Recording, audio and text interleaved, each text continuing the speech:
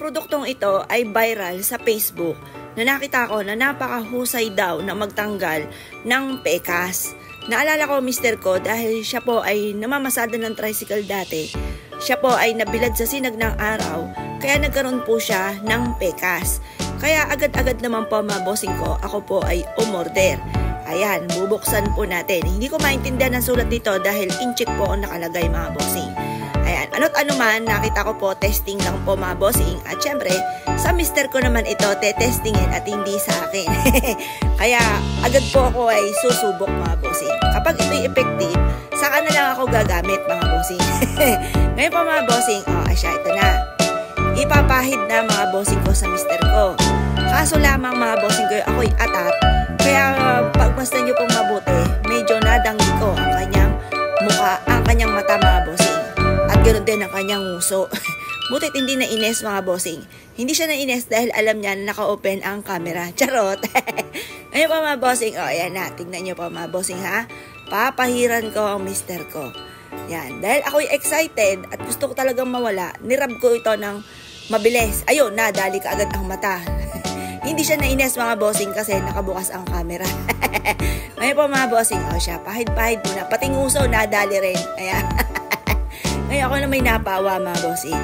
Siyempre pupunasan natin. Baka sabihin sinasadya ako mga bossing.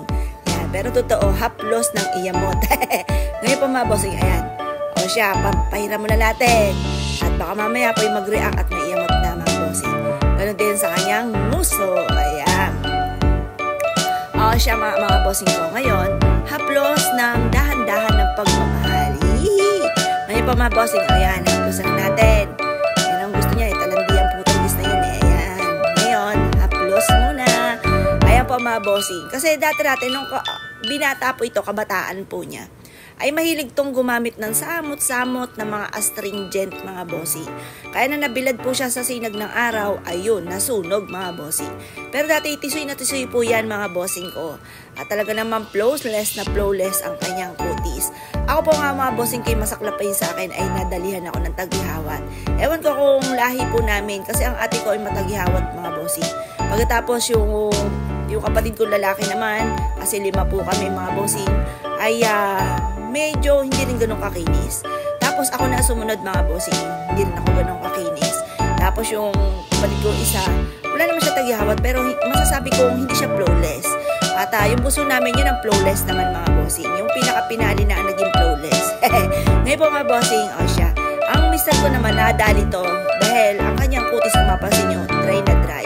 Pero wala siya talagang tagihawat, hindi siya tagihawatin mga bossing. At syempre mga bossing, kung hindi tayo magpapahuli.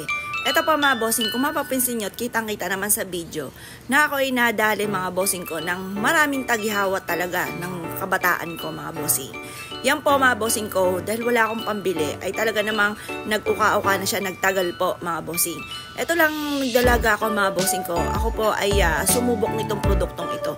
Matagal ko na po itong gamit mga bossing. At kung makikita nyo mga bossing ko, mapapahapyawan po yan. Sa likod ko mga bossing ko ay marami akong stock niyan. Ngayon ko lang ito na inilabas mga bossing ko dahil nakita ko sa aking anak ay talagang napakakinis mga bossing. Kaya sabi ko yung maitry nga ito na ma-share din sa inyo mga bossing. Sa mga taong maraming tagihawat dyan, kung kayo ay may mga anak, apo, or kayo mismo, maraming tagihawat, nire-recommend ako itong aming ginagamit na ito mga bossing. Talaga namang napakaganda sa mukha mga bossing. Kung makikita nyo sa mismo likod ko, lista ko po yan mga bossing.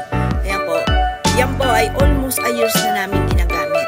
Magkakapimples ako kapag po ako'y magkakaroon ng dalaw or kaya po'y tinamad ako maghilamos ng 1 linggo mga bossing. Kaya nagkakaroon ng pimples. Pero kung ikaw po'y i-maintain nyo kagaya ng aking anak na napakakinis mga bossing ko, ay talaga namang kayo po'y magiging flawless ang kutis mga bossing. Ayan, kagaya po niyan. Magto-toner po tayo. Pero may nakuha kong technique sa anak ko. Siya po ay nagpupunas ng wipes mga bossing ko sa pisngi. At syempre ang susunod naman po dyan ay sunblock mga bossing. Ayan.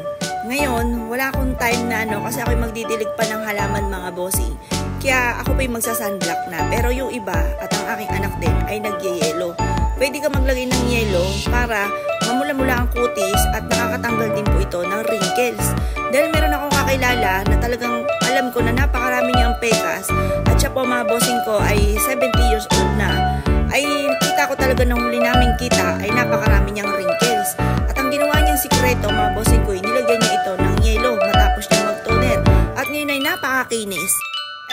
bossing, hindi ko agad to napakita sa inyo. Ang tinanim kong pulang saging mga bossing ko, katatanim ko lang yan, parang mga 3 days ago na nakakalipas. Yan po mga bossing, yan yung mga anak.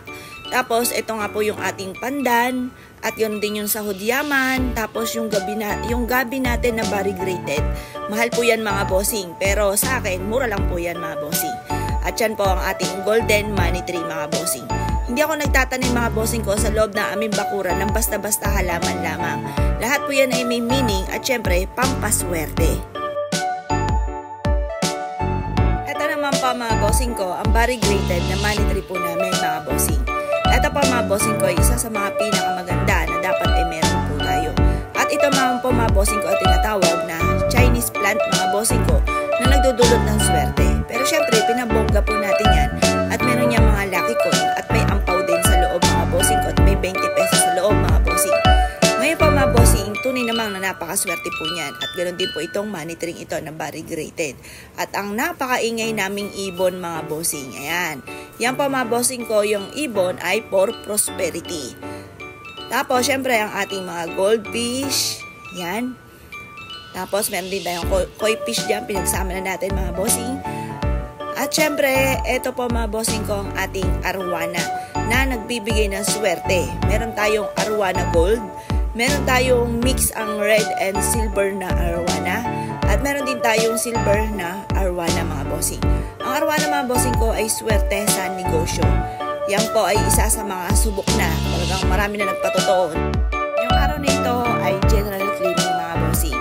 Napansin ko yung pader po namin ay may mga bakas na parang kalawang dahil sa pag-umulan, yung pinakabakal mga bossing ko ay kumakata sa pader. Ito pa mga bossing ko, ang magaganda namin at masuswerteng halaman mga bossing. Ito pa mga bossing ko, ang variegated na kawayan namin. At syempre, ang napakagandang bulaklak ng orchids na nagdudulot ng kasaganahan. Ayan, ganoon din ang puno ng laurel. Bukod pa po sa puno ng laurel na isinama ko sa aming bamboo plant. At ito yung golden namin na gabi mga bossing. Ayan, tapos yung golden na sahod yaman, ayan, sinama ko yung puno ng laurel po namin sa kawayan. Tapos yung variegated na gabi, tapos pandan, tapos ito pa mga bossing ko, yung aming mga waterfalls. At syempre, ito rin po yung waterfalls namin sa harap. Ayan. Tapos ito yung, syempre, diwa ng Pasko. Tapos yung bigay sa akin ng money tree na nilagay ko sa harapan ng aming tahanan. Tapos yung magic fruit mga bossing. At syempre, yung mga naglalakihang base. Ito naman po yung windshield namin mga bossing ko na kristal. Napakaganda ng tunog po niyan mga bossing. Yan po yung mga nagtatawag ng swerte at nagtatabay ng mga kamalasan. Tapos yung ibang windshield namin nasa loob po mga bossing. Ayun yung mga base namin. Tapos naglagay ako dito ng sumisimbolo ng kasaganahan. Tapos buntot pagi na nagtatabay ng mga kamalasan. Ayan. Tapos mga halaman. Ayan. Yan daw mahilig. Tara pa mga bossing. Dito tayo sa aming mini farm. Char. Ngayon pa mga bossing, ito yung aming kubo. Tapos, eto pakita ko lang sa inyo yung mga bago naming halaman. Yan. Meron kaming birds of paradise, money tree. Tapos, may binubuhay po ako dito mga bossing ko ng pinakaugat lang mga bossing ko ng pandan. Tapos ito ang lalaki na ng puno ng aspis po namin mga bossing. Yan. Ayan. Tapos nandito yung olive plant, puno ng laurel. Yan. May mga dumadayo din po sa amin mga bossing ko na bumibili ng puno ng laurel. Yung puno ng laurel ko dito, ang laki na mga bossing, pero bayad na po yan. Pipick upin na lang ng bossing. Yan. Tapos, ito yung puno ng saging namin na kulay pula. Tapos, ito yung aming bamboo plant. Ayan po mga bossing, rubber. Ito naman po mga bossing ko, ang aming money tree. Dito yung sa kabilang bahay namin mga bossing. Tapos, ito yung as-is, sahod yaman. Ayan, variegated na money tree. Ayan. Tapos, ito yung money tree rin po yan. Yung bilog-bilog ang bunga. Yan, napakarami niyang bunga, napakarami niyang anak. Tapos, ito yung kulay pula natin na halaman na medyo may pagka-expensive. Tapos, yung granada, yan, o kaya pomegranate. Tapos, yan, bagong linis ang aming waterfall sa kabilang bahay. Tapos, ito yung, yan, maganda rin po yan. Parang jade plant din po siya, mga bossing, na maliliit po siya. Yan. Tapos, ito yung kulay black na luya, mga bossing. Yan. Tapos, birds of paradise na bigay ng bossing. Yan. Tapos, yan po, nag-angkat po ko yung iba kasi bagong tanim ko pa lang. Pinapadami ko pa po siya. Tapos yung ubas, wala akong mapaglagyan. Dito ko muna siya nilagay. Tapos ito naman po mga bossing ko, yung mga pusa po namin. Yan, bagong anak lang po yan. Yan, sa mga nagnanais po dyan. Yan. Yan po, parang ano po siya, yung ash po yung kulay po niya. Tapos ito naman, parang tiger. Tapos ang lalaki po nila ng pusa, mga bossing. Pag naglakihan sila, mga bossing, hindi ordinary yung laki. Ang laki po nila. Yan, yung mga baby pa lang. Ito, ang laki niya pag tumayo yan, mga bossing. Na-amaze nga ako, sabi ko, parang hindi ordinary yung pusa. Ito, ang lalaki. Yan, malalaki po yung mga pusa po namin. Maganda po yung pinakalahi po niya, mga bossing. Ito po ay nakita ko naman sa Facebook pa rin. Pinatak lang niya ito sa halaman at kaagad po lumipas ang ilang araw ay namulaklak po ang halaman. Ngayon, syempre, hindi tayo papawala niyan dahil mahilig tayo sa halaman. Kaagad tayo ay umorder po nito, mga bossing. Ayan, ngayon po may promo po sila kaya medyo napadami po ito, mga bossing. Ayan, dahil ako isa sa mga mahilig po mga bossing ko sa halaman ay ura-urada mga bossing ko ay nag-avail po tayo nito. Susubukan ko na syempre ito kaya ako'y tuwan-tuwa. Ngayon po ay ito po ihahalo ko sa tubig. Yan, lalagay ko po dito. Tapos, itotodo ko na ito, mga bossing ko. Ito, isang ito. Ito po, gantong-ganto nakita ko, mga bossing ko. Napanood ko eh. Binuhos pong ganyan. Yan. Tapos, bibilang na ilang araw at sisibulan ang gilid. Yan, itatry ko po yan. Ito naman, inabunuhan ko po yan ng complete. Kaya yan, may bulaklak na po siya. Ito naman, nabunuhan ko rin po yan ng complete na nabibili sa mga halamanan. Tapos to, ine-sprayan ko siya nang binili ko naman sa Facebook. Noon nga po na mamumulaklak or kaya po ay sisibulan, lalago ang halaman. Yan, syempre, papahuli pa ba tayo? Mahilig tayo sa halaman, mga bossing. Yan ako'y tuwan-tuwa kapag namumulaklak ang aking mga halaman kagaya nito. Ito naman po yung variegated, mga bossing ko na gabi.